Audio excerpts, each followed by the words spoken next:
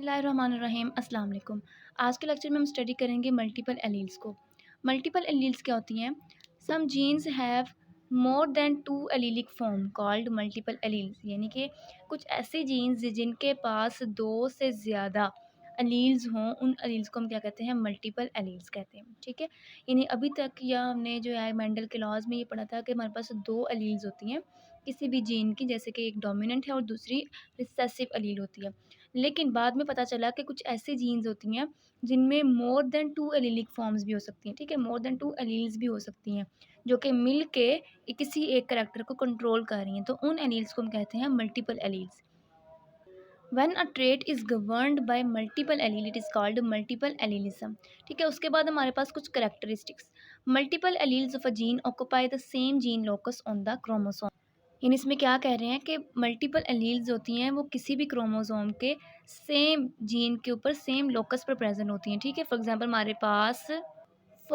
हमारे पास ये एक क्रोमोसोम है। ठीक हो गया। सो इसके यहाँ पर जीन प्रेजेंट है जिसके ऊपर हमारे पास इसी जीन के ऊपर हमारे पास एलील्स प्रेजेंट होंगे। ठीक है, तो दूसरे इंडिविजुअल के अंदर हमारे पास ये क्रोमोसोम है, उसके भी सेम उसी जगह पर जो है वो ये वाली एलील प्रेजेंट होगी। ठीक है, तो मतलब क्रोमोसोम के सेम साइड पर क्रोमोसोम के ऊपर हमारे पता है जीन्स प्रेजेंट होती हैं और जीन्स की ही अल्टरनेट फॉर्म को हम एलील कह रहे हैं। सो ये क्या है कि किसी भी क्रोमोसोम के सेम लोकेशन पर प्रेजेंट होती हैं।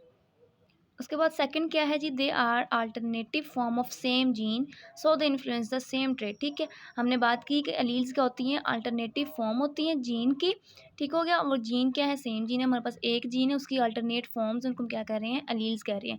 सो जीन सेम है तो क्या है? ट्रेट भी सेम होगा, यानी कि एक ही सेम करेक्टर को कंट्रोल कर रही होंगी। ब्लड ग्रुप की फॉर एग्जाम्पल हमारे पास एलील है तो वो क्या है? ब्लड ग्रुप को ही कंट्रोल कर रही है।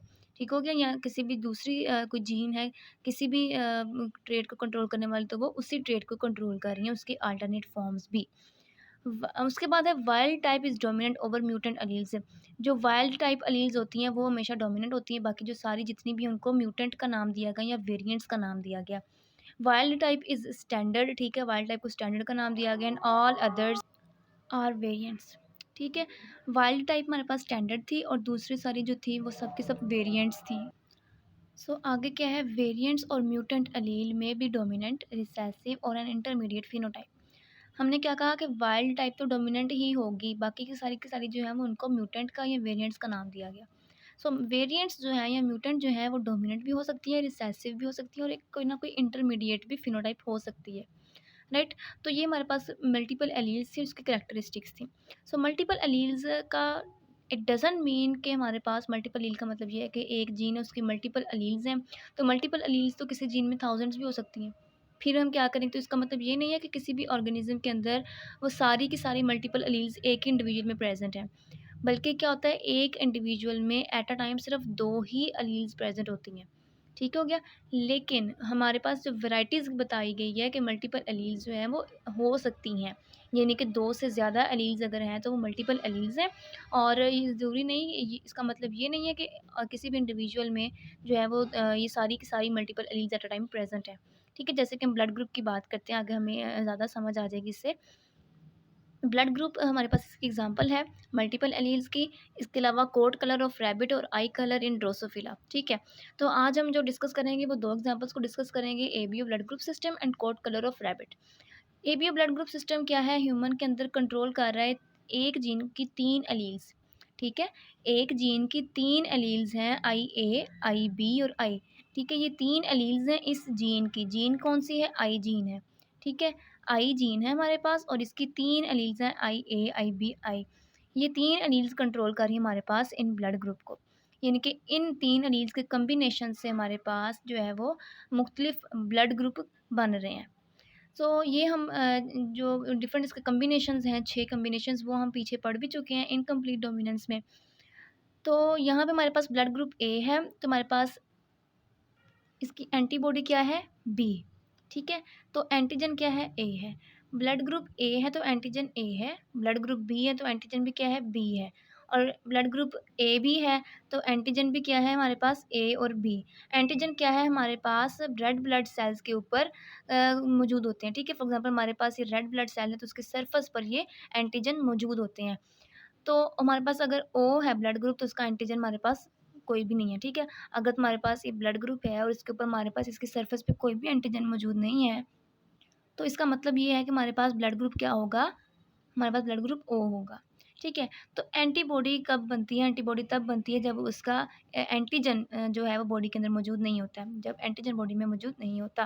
फॉर एग्जांपल हमारे पास एंटीबॉडी बी है ब्लड ग्रुप ए की, तो इसमें बी क्यों है? क्योंकि एंटीजन हमारे पास बी मौजूद नहीं है, ठीक है। एंटीजन ए है तो इसके लिए हमारे पास एंटीबॉडी बी होगी। तो हमारे पास बी है, यानी कि ए वाला एब्सेंट है, तो हमारे पास एंटीबॉडी क्या होगी? ए होगी। सिमिलरली ये वाला, अगर हमारे पास एंटीजन ए और बी दोनों मौजूद हैं, ठीक है, तो फिर यहाँ पे कोई भी एब्सेंट नहीं है, तो हमारे पास एंटीबॉडी क्या होगी? फिर कोई भी नहीं होगी। लेकिन अगर यहाँ पे हमारे पास एंटीजन कोई भी मौजूद नहीं है, तो हमारे पास एंटीबॉडी या तो एंटी ए होगी या तो एंटी बी होगी। सो ये हमारे पास ब्लड ग्रुप की एग्जाम्पल थी। सो नेक्स्ट एग्जाम्पल हम देखते हैं कोट कलर ऑफ रैबिट की।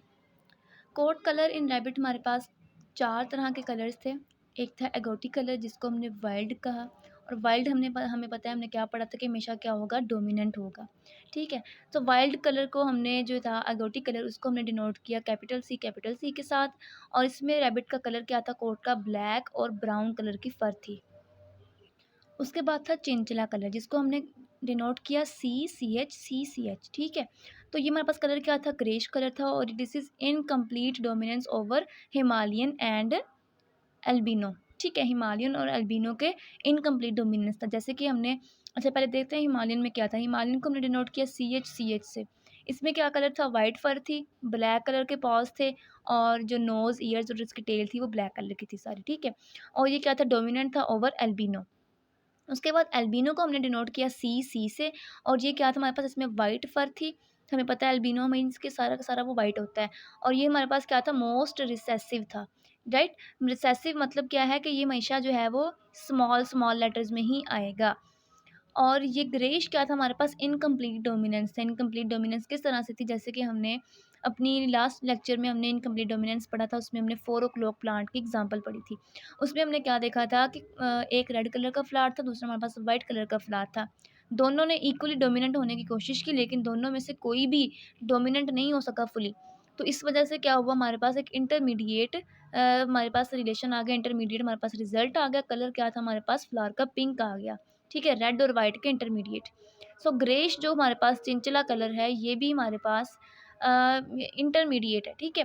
यानी कि हिमालयन और एल्बिनो के इंटरमीडिएट हमारे पास एक कलर आ गया, greyish chinchilla. So this is all about our today's lecture. I hope आपको समझ आ गई होगी। इंशाल्लाह मिलते हैं नेक्स्ट वीडियो में। अल्लाह हाफिज़।